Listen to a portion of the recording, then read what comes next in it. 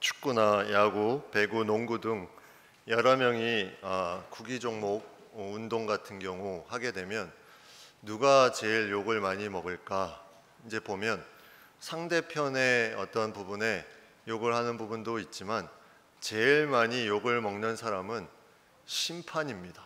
심판은 이쪽 팀에서도 자신들이 원하는 것을 해주지 않으면 욕을 하게 되고, 또 다른 팀에게도 또 똑같은 일이 나타나면 또 욕을 하게 되고, 또 관중들도 자기가 응원하는 팀이 원하는 대로 되지 않으면 심판에게 그 화살이 가는 경우가 많이 있습니다.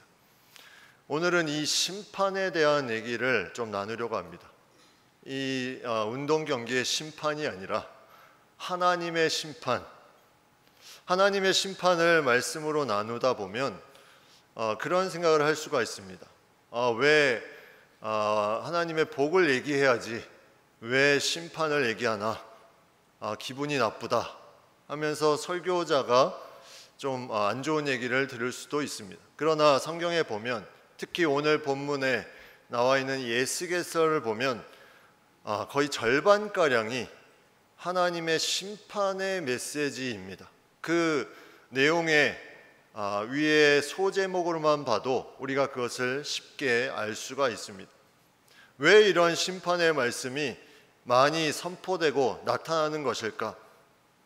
그 가장 중요한 이유는 이스라엘 백성들이, 하나님의 백성들이 돌이키지 않음에 대한 안타까움, 그리고 하나님의 그런 어떤 정한 심판의 때, 하나님의 공의에 의해서 계속 이루어지는 이 세상에 다스리신 그 섭리, 그에 맞지 않게 무언가가 계속해서 악한 방향으로 갈 때 그 부분을 하나님이 심판하신다는 것을 우리가 알게 됩니다. 이러한 심판은 너무나 무섭고 두려운 부분입니다. 근데 오늘 본문은 하나님을 전혀 모르는 사람을 향해서 심판의 메시지를 전하고 있지 않습니다. 그냥 우리가 아는 것처럼 믿지 않으니까 심판받아야지, 이것이 아니라는 거죠. 하나님을 알면서도 하나님의 뜻 가운데 나아가지 않는, 그것이 자신들의 어떤 신앙적인 가치 기준으로 내가 이렇게 살고 있는 것이 내가 살아가는데 전혀 문제가 없다고 생각하는 그런 사람들에게 하나님의 때가 차서 심판에 이르는 그 정한 때가 곧 닥치는 것을 우리에게 말씀해 주고 있습니다. 에스겔서는 이러한 심판의 말씀이 계속해서 퍼져나아갑니다.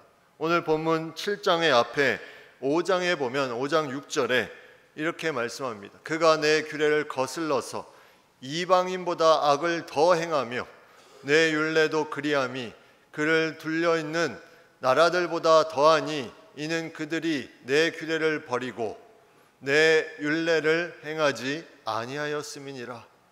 계속해서 그들이 이방인보다 악을 더 행했다, 내 율례를 지키지 않고 자신의 생각대로 살아갔다, 이러한 부분들을 말씀하고 있습니다.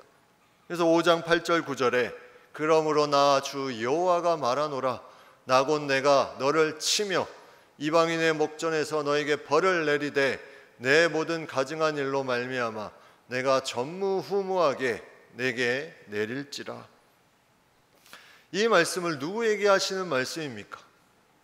하나님을 아는 이스라엘 백성에게 하는 말씀입니다. 전무후무하게 벌을 내리시겠다. 도대체 무엇이 잘못되었길래 하나님을 알면서도 이러한 심판의 메시지를 들어야 되는 것인가? 하나님을 떠난 자, 하나님의 때까지 돌이키지 않으면 이 심판을 받는 것을 우리가 오늘 본문을 통해서, 이 에스겔서를 통해서 우리가 보게 됩니다. 마치 철새들이 자신들의 삶을 살다가 이제 겨울을 나기 위해서 월동하기 전에 따뜻한 지역으로 돌아와야 되는데 돌아오지 않고 계속 자신의 방향으로 가는 그런 모습처럼 방황하며 어찌할 줄 모르면서 그것이 맞는 것처럼 계속 나아가 하나님의 따뜻한 곳으로 나아오지 않고 살아가는 그 이스라엘 백성들에게 강력한 심판의 말씀을 오늘 보여주고 있다는 겁니다. 그래서 5절과 6절에 보면 비상이로다, 비상한 재앙이로다, 끝이 왔다, 끝이 왔다, 이제 심판의 날이 다가왔다, 이 말씀을 하면서 계속 안타까운 하나님의 마음을 여기서 우리가 느낄 수 있습니다. 끝이 왔는데 전혀 돌이키려고 하지 않습니다. 인간이, 모든 사람이 죄를 범하였다고 나와 있습니다. 인간의 모든 죄악의 모습을 가지고 있습니다. 그런데 여기서 돌이키느냐 돌이키지 않느냐, 이 부분이 어쩌면 더 하나님의 마음을 아프게 하는 부분일지도 모르겠습니다. 하나님의 마음을 가지고 이 죄에 대한 부분이 돌이켜야 되는데 돌이키지 않고 계속 나아가 마치 그 길이 맞는 것처럼 잘못된 방향으로 계속 나아가는 모습에 이제 끝이 왔도다, 끝이 왔도다, 이렇게 말합니다. 우리는 다른 사람을 볼 때 또 그 모습을 통해서 심판의 대상이 누구인지 우리는 알 수가 없습니다. 인간의 눈으로 그것을 제대로 판단하기는 쉽지가 않습니다. 그런데 또 하나 인간이 모르는 것이 하나 있는데, 그것은 뭐냐면 우리가 이 하나님의 기다림이 이 끝이 오기 전에 언제까지 우리에게 시간이 있느냐 하는 것을 인간이 모른다는 겁니다. 인간이 계속해서 그 심판의 어떤 부분을 모를 뿐만이 아니라 자신의 시기가 어느 때까지인지 그 자체도 모르는 그런 인생의 길이 바로 우리의 길이라는 거죠. 요즘에 기사를 보면 이 정도면 이제 더 사건 사고가 없겠지 하면서도 더 이상한 사건 사고들이 많이 나타납니다. 지하차도, 겉으로 보기에는 멀쩡한 차도가 갑자기 침수되면서 그곳에서 많은 사람이 아픔을 당합니다. 그리고 건축에 문제가 있어서 붕괴 조짐을 나타내는 그런 많은 건축물들이 있다고 또 발표를 합니다. 그리고 묻지마 칼부림으로 역에서 또 많은 사람이 모여있는 백화점에서 이러한 일들이 나타납니다. 또 예전에 만났던 그 교사를 찾아가서 갑자기 찌르고 가는 그런 일들이 나타납니다. 어떻게 이러한 일이 일어날 수 있을까? 이 세상에 이러한 악한 부분들이 어떻게 일어날 수 있을까? 우리는 이것을 통해서 무엇을 생각해야 될까? 우리의 삶을 제대로 준비하고 있지 않으면 우리의 시간들이, 우리의 정해진 시간들이 언제 어떻게 끝날지 모르는 이런 완악한 시대에 우리는 살고 있다는 겁니다. 우리가 그것을 준비하고 있지 않으면 이런 모든 것이 우리가 의도치 않게 끝나버릴 수 있는 그런 상황이 우리 앞에 펼쳐지고 있다는 거죠. 우리가 이러한 부분들, 이러한 하나님을 향해, 하나님을 알지만 그 심판 가운데 있는 사람들, 그러한 부분들의 삶의 모습이, 오늘 본문에 나와 있는 그 모습이, 이들은 하나님을 알면서도 하나님의 그런 뜻 가운데 살아가지 못하고 자신의 생각대로 자신의 어떤 종교적인 부분에 만족하며 자신의 기준을 가지고 살아가는 사람들, 과연 이것을 현재 어떻게 적용할 수 있을까? 우리의 삶에 적용해 본다면 우리는 교회에 나오고 무언가 내 자신이 하나님 앞에 신앙생활을 하고 있다고 생각하는 부분들이 있습니다. 그거는 교회 생활 또는 종교 생활이라고 할 수 있을 만큼 우리가 하나님 앞에 나오는 것이 그러한 삶으로 습관적으로 반복되는 부분들이 있습니다. 이러한 반복되는 종교 생활은 타 종교에도 동일하게 있습니다. 계속해서 타 종교도 이런 반복되는 습관을 따라서 내가 종교 생활을 합니다. 그러나 기독교는 종교 생활을 하는 종교가 아닙니다. 기독교는 내 삶을 바꾸는 종교입니다. 내 삶의 중심이 예수 그리스도를 통해서 완전히 변화되는 것이 바로 우리가 믿는 신앙입니다. 종교 생활을 하고 있다면 어쩌면 우리는 하나님을 알지만 이 이스라엘 백성들과 같은 그러한 자신이 생각하는 그런 기준에 맞춰서 살아가며 아무 일도 없을 것 같은 그런 생각으로 살아가는 것과 크게 다르지 않다는 거죠. 제가 최근에 한 설문조사 결과를 본 적이 있습니다. 교회마다 이러한 부분들을 발표한 그 자료였는데, 거기에 어떠한 내용이 있었냐면, 교회를 다니면서도 자신이 하나님의 자녀인 것을, 다시 말하면 구원의 확신이 있는 것을, 또 복음을 자기가 가지고 있는 것이 없이 교회를 왔다 갔다 종교 생활을 하는 사람이 전체 교인의 20% 가까이 된다. 이러한 결과의 내용을 봤습니다. 자신의 모습을 한번 보십시오. 과연 나는 이 5명 중에 1명이 그냥 명목상 그리스도인, 겉으로 나타난 기독교인, 삶은 전혀 변하지 않고 종교 생활을 하고 있는 기독교인이 각 교회마다 20%가 그러고 있다는 겁니다. 얼마나 안타까운 일입니까? 이렇게 종교 생활을 열심히 하고 구원을 이루지 못하는 그런 부분들이 있다면 얼마나 안타까운 일입니까? 그것이 우리 주변에 있다면 이게 얼마나 안타까운 일입니까? 세례 요한이 세례를 줄 때 바리새인과 사두개인들이 세례를 베푸는 곳에 오게 됩니다. 그때 세례 요한이 그들에게 말한 것이 있습니다. 마태복음 3장 8절 9절에 그러므로 회개에 합당한 열매를 맺고 속으로 아브라함이 우리 조상이라고 생각하지 말라. 내가 너에게 이르노니 하나님이 능히 이 돌들로도 아브라함의 자손이 되게 하시리라. 이게 무슨 말입니까? 너희가 속으로 우리는 아브라함의 자손이다, 속으로 나는 종교 생활을 잘하고 있다, 이렇게 생각하지 말라는 거죠. 이 돌들도 아브라함의 자손이라고 할 수 있다. 겉으로 드러나는 그 모습이 아니라 회개에 합당한 열매를 맺어라. 너의 삶의 중심을 온전히 바꾸어라. 이 말씀을 하고 있습니다. 하나님을 알지만 하나님을 제대로 믿지 않고 그 믿음으로 제대로 나의 삶을 바꾸지 않으면 그러한 삶은 이러한 겉으로 드러나는 내가 아브라함의 자손이다 할 수 있는 그 부분이 있지만 그것은 아무것도 아니라는 겁니다.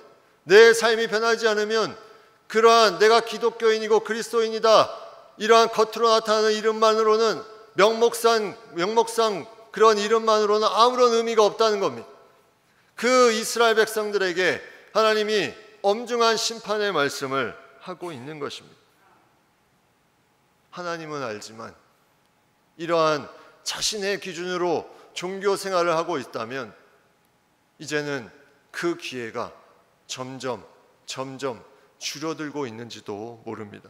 오늘 본문은 죄악 가운데 있는 이스라엘이 받을 심판에 대해서 계속해서 말씀하고 있습니다.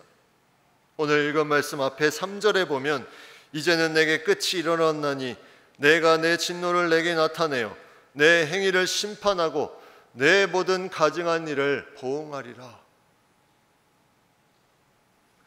하나님의 뜻을 떠나 살아가는 모든 것이 죄라면 우리가 험악한 죄, 사회에서 말하는 악한 죄가 아닐지라도 하나님의 뜻을 따라 내가 마치 아브라함의 자손인 것처럼 그렇게 겉으로 살아가는 그러한 사람들에게 그 모든 가증한 일을 보응할 것이다. 심판의 때. 이 말씀을 우리에게 주고 있습니다. 우리의 마지막, 우리는 하나님 말씀을 통해 우리에게 계속해서 이 심판 전에 경고가 있음을 우리에게 들려주는 것을 우리가 보게 됩니다. 하나님은 계속해서 참으시고 인내하시면서 그 백성의 하나님의 뜻 가운데 돌아오기를 원하고 또 기다리고 계십니다. 그러나 하나님이 그 모든 가운데 계속해서 그 심판의 때, 정한 때, 그 때에 공의를 또한 베푸셔야 되는 그런 하나님의 속성 섭리 가운데 이 땅을 운행하고 계신다는 거죠. 우리는 그 부분에 대해서 오늘 본문의 8절에 나오는 한 단어에 주목할 필요가 있습니다. 이제 내가 속히 분을 내게 쏟고 내 진노를 내게 이루어서 내 행위대로 너를 심판하여. 이제라는 말에 우리는 주목할 필요가 있습니다. 그 모든 시간 가운데 하나님이 참으시고 기다리시고 돌아오기를 계속 말씀하시고 계속 함께 돌아올 수 있도록 사람들을 보내셨지만 돌이키지 않습니다. 에스겔을 통해서, 많은 선지자를 통해서 이 말씀이 선포되지만 그 마음에 돌이키지 않습니다. 결국 이제 너희를 심판할 것이다. 이제 너희를 심판할 것이다. 9절에 보면 더 안타까운 말이 나옵니다. 내가 너를 불쌍히 여기지 아니하며 긍휼히 여기지도 아니하고 내 행위대로 너를 벌하여 너의 가증한 일이 너희 중에 나타나게 하리니 나 여호와가 때리는 이임을 내가 알리라. 이제는 불쌍히 여기지도 긍휼히 여기지도 않을 것이다. 하나님이 긍휼히 여기시는 분이신데 이렇게 말씀하는 것이 얼마나 안타까운 마음입니까? 너를 불쌍히 여기지도 긍휼히 여기지도 아니하고 너는 이제 하나님이 사랑의 하나님이 아니라 때리는 이임을 알게 하리라. 그때서야 알 것이다. 하나님은 큰 두 가지 속성이 있습니다. 하나님의 사랑, 하나님의 공의. 이 사랑의, 하나님의 사랑 안에서 이 공의의 역사가 일어납니다. 이 공의라는 것은 하나님이 선과 악에 대해서 하나님의 거룩한 기준을 가지고 계속해서 선을 복을 주시고 또 악한 부분을 심판하시는 이 부분이 세상 가운데 나타나는 것, 이것이 하나님의 사랑의 섭리 가운데 이루어지고 있는데 때가 되면 하나님이 그 모든 분을 쏟으시고 진노를 내시고 하나님이 때리는 이임을 너희가 그때서야 알 것이다.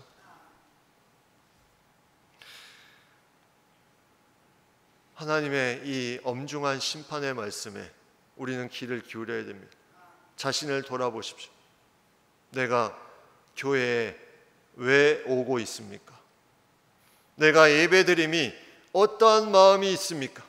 내 안에 복음의 중요한 확신이 있습니까? 내가 하나님의 자녀로서 지금 이 순간 이 세상을 떠난다면 구원받을 확신이 있습니까? 여러분, 여기에 대답할 수 없다면 자신의 모습을 정말 진중하게 생각해 봐야 됩니다. 이스라엘 백성이 죄 가운데 심판의 때까지 돌이키지 않았습니다. 그 안타까움에 하나님께서 심판의 메시지를 전하면서 그 모든 것에 몽둥이를 드시고 때리는 이임을 너희가 알게 될 것이다. 그때서 때리는 이임을 알게 되면 그때는 늦습니다. 이게 인간의 미련함입니다. 인간의 완악함입니다. 지금 바로 이제가 오기 전에, 그때 전에 우리의 마음을 돌이켜야 된다는 거죠. 우리의 삶에 이것을 위해서 자신을 돌아봐야 됩니다. 신앙 공동체라는 것은 그렇기 때문에 중요합니다. 혼자 돌아설 수 없는 부분을 함께 도와주며 나아갑니다. 신앙 공동체를 통해서 혼자 할 수 없는 부분을 서로 도우며 나아갑니다. 철새가 월동하기 전에 돌아올 때 혼자 오는 것 잘 보지 못합니다. 새가 한 마리씩 오지 않습니다. 턴에서 돌아올 때는 같이 무리를 끌고 함께 돌아옵니다. 이게 아름다운 신앙 공동체의 모습입니다.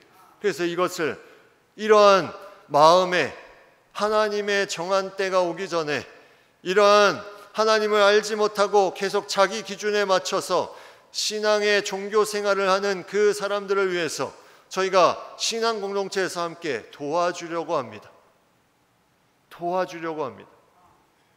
이것이 우리 공동체 안에 지금 우리가 강구해도 나아가는 신앙 성장반과 1:1 양육입니다. 여러분 혼자 이것을 할 수 없다면 이번에 꼭 신청을 하십시오.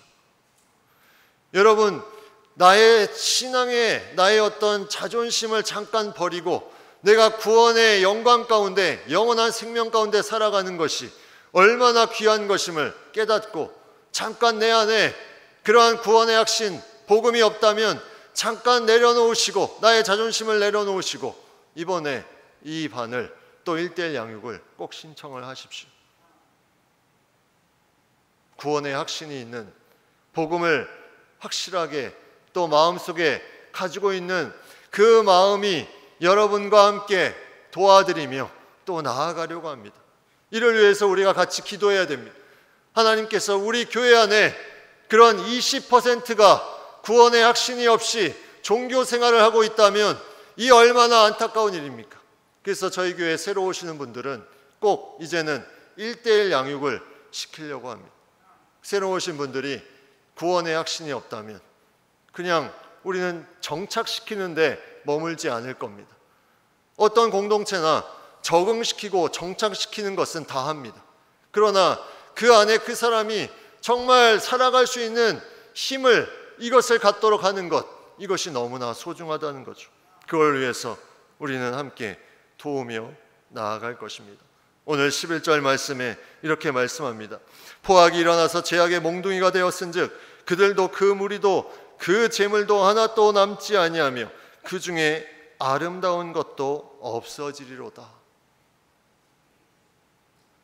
모든 것들이 다 사라질 것이다. 집착했던 이 세상에 내가 이거 없으면 살지 못할 것이다 생각했던 그 모든 것이, 그 아름다운 것들이 다 사라질 것이다. 다 유한함을 우리에게 말씀하고 있습니다. 우리는 이 땅에서 유한한 인생을 살고 있습니다. 그러나 우리에게 무한한 생명을 살 수 있는 놀라운 하나의 복음을 주셨습니다. 예수 그리스도 이 땅에 오셔서 우리를 위해서 이 땅이 유한한 것이 끝이 아니라 무한한 생명이 있음을 우리에게 말씀해 주고 있습니다. 요한복음 5장 24절에 내가 진실로 진실로 너에게 이르노니 내 말을 듣고 또 나 보내신 이를 믿는 자는 영생을 얻었고 심판에 이르지 아니하나니 사망에서 생명으로 옮겼느니라. 심판에 이르지 아니하나니, 하나님께서 주시는 말씀. 에스겔 6장 10절에 이렇게 말씀합니다. 그때야 그들이 나를 여호와인 줄 알리라. 내가 이런 재앙을 그들에게 내리겠다 한 말이 헛되지 아니하니라. 하나님이 정한 재앙, 이것이 그냥 하는 말씀이 아니라는 겁니다. 노아의 방주에 타지 않은 많은 사람들, 소돔과 고모라 멸망할 때 비웃고 웃었던 많은 사람들, 그 심판의 때에 하나님의 말씀이 이루어지는 걸 보면서 그들이 그때서야 알게 될 것이다. 그때가 오기 전에 우리가 하나님을 제대로 믿어야 되지 않겠습니까? 이것을 위해서 우리에게 놀라운 사랑을 지금도 베풀고 계십니다. 이러한 모든 상황 가운데 하나님은 하나님의 자녀에게 절대 포기하지 않고 하나님의 놀라운 무한한 것들을 공급해 주십니다. 이 믿음이 있으면 우리가 지금 생각하는, 내가 종교 생활에 잡고 있는 유한한 다른 세상의 것을 놓을 수 있습니다. 무한한 하나님의 사랑, 이 하나님의 사랑과 용서에 무한하신 그 누리는 것을 허락하신 이 사랑을 우리가 믿음으로 고백하며 우리가 나아가야 됩니다. 돌이켜야 됩니다. 여기에 하나님의 놀라운 뜻이 있음을 알고 우리가 정한 재앙이 이르기 전에 하나님께 나아올 수 있는 우리 모든 성도님들 다 될 수 있기를 간절히 바랍니다.